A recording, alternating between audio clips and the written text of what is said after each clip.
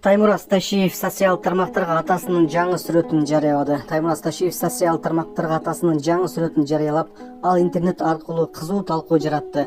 Сүрөттө Камчыбек Ташиевдин келбетинде өзгөрүүлөр байкалганы айтылууда. Колдонуучулар анын сакалы өстүргөнүн, чачтары агарып кеткенин жана мурдагы сүрөттөргө салыштырмалуу арыктап калганын белгилешти. Бул сүрөткө байланыштуу расмий комментарий берилген жок. Жана ошондой көптөн адамдар кыжаат болушуп, Камчыбек Кыдыршаевдин ден соолугу кандай экен деп кыжаат болуп жатышат Камчыбек Ташиевди колдогондор. Жана ошондой эле Facebook баракчасына Камчыбек Ташиевди колдогондордун бири Камчыбек Кыдыршаевич, сиздин ооруп жатканыңызды угуп кыргыз эли кабатыр болуп турат. Орозо күндөрүндө эл сиздин ден соолугуңуз үчүн дуба кылууда. Акыркы 5 жылда мамлекет үчүн күнү түнү талыкпай эмгек кылдыңыз. Муну эл көрүп турат. Эми эң башкысы ден соолук. Бир аз эс алып, күч топтоп алыңыз. Кыргыз эли үчүн сиздин аман болушуңуз абдан маанилүү. Башыңыз аман болсун, шеф. Эл сиз менен. Алла шыпа берсин, ден соолук каалайбыз. Эл батасы сиз менен дейт. Туганда сиздерден ушул сүрөт боюнча көрүп өзүңүздөрдүн ой пикириңиздерди калтырып коюңуздар. Камчыбек Кыдыршаевич мурункуга салыштырмалуу карып кеттир. Жана ошондой эле даватка чыгып кеттир деген дагы пикирлер жазууда. Сиздер кандай ойлойсуздар?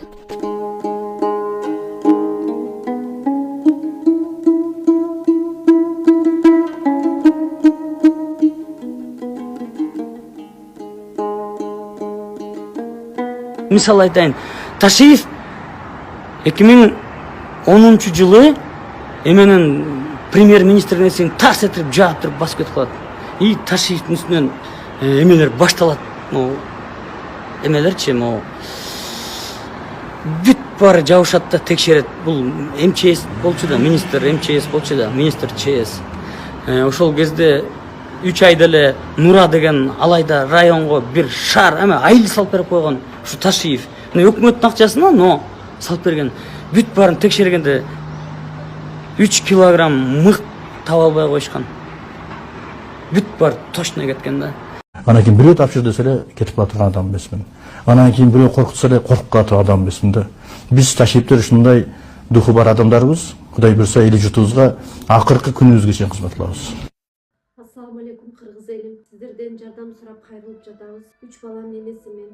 Оğlum Umar 6 yaşta, врожденный паралич, ДЦП 4. степенде, жалгыз боюн эмин, 3 баламды Алланын жардамы менен өзүм чоңойтуп келейтамын. Ооруган балам менен жашоо аябай караңгы болуп кетет. Балам тырышып ооруса жан дүйнөм, менин денем тырышкандай кыйналамын. Суранамын кыргыз элим. Балама 5 сом, 10 сом болсо да жардам бериңиздер. Жок дегенде мени көрсө, апа деп мени тааныса деп үмүттөнөм.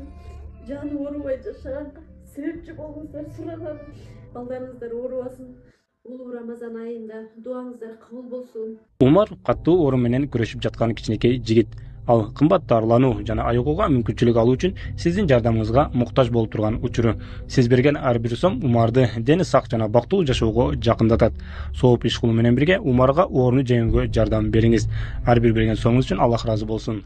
Бирок баары бир эле саясатта достук жок дешип эле жанагы ар түрдүү адамдар бизди кагыштырганга аракет кылышып, ар түрдүү пландарын түзүшүп, ушул экөө урушуп кетсе анан бизге дагы бир күн тийип калар бекен дешип, ушинтип эле үмүт кылышып эле жүрүшпөдүбү. Бирок азыр деле ошо үмүт кылгандар бар. Бирок ошолордун баардыгынын үмүтү, ою таш кабат. Таш капты жана мындан ары да таш кабат. Себеби биз дагы бир жолу айтайын. Садыр Кожоевичтин бийлигине же болбосо президенттигине мен кызыгып аткан жерим жок. Ошонун Садыр Кожоевичтин алып мен бир президент болуп алайын деген оюм жок.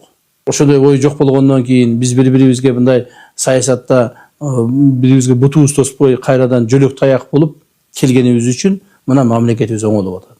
Мамлекетибиз көп маселелер чечилип атат. Мындан ары да ушундай болот.